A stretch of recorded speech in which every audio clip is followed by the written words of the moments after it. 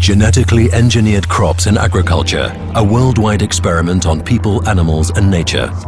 Cultivation of genetically engineered crops like soy, maize, cotton or canola have far-reaching consequences. 90% of genetically engineered crops belong to the corporate agricultural group Monsanto. The rest are owned by Syngenta, DuPont, Bayer and others.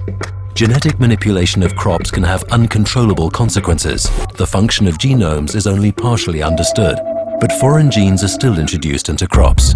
These genetically engineered crops are widely cultivated outdoors, where they cannot be controlled. Currently, 90% of GE cultivation occurs in the Americas, particularly in the USA, Argentina, Brazil and Canada.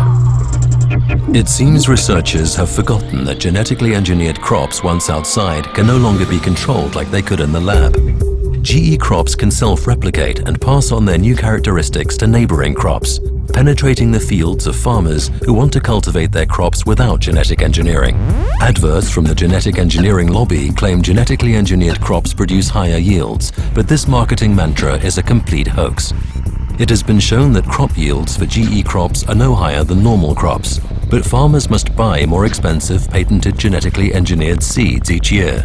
This forces them to become dependent on corporate giants. But that's not all. Genetic engineering giants also produce pesticides and herbicides. There are two characteristic traits of genetically engineered crops.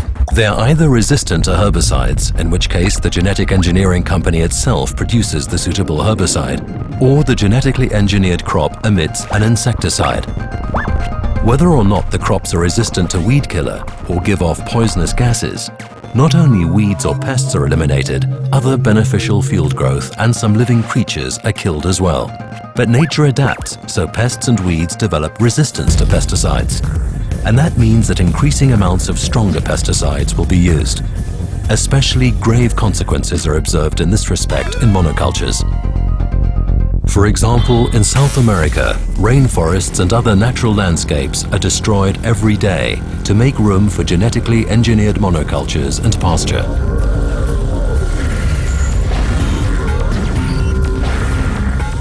At the same time, the soil and groundwater are poisoned.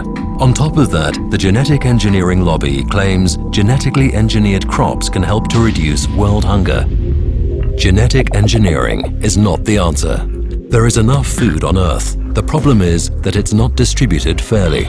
But the fact is that most genetically engineered crops find their way into the livestock chain, so they end up as meat or dairy products in supermarkets.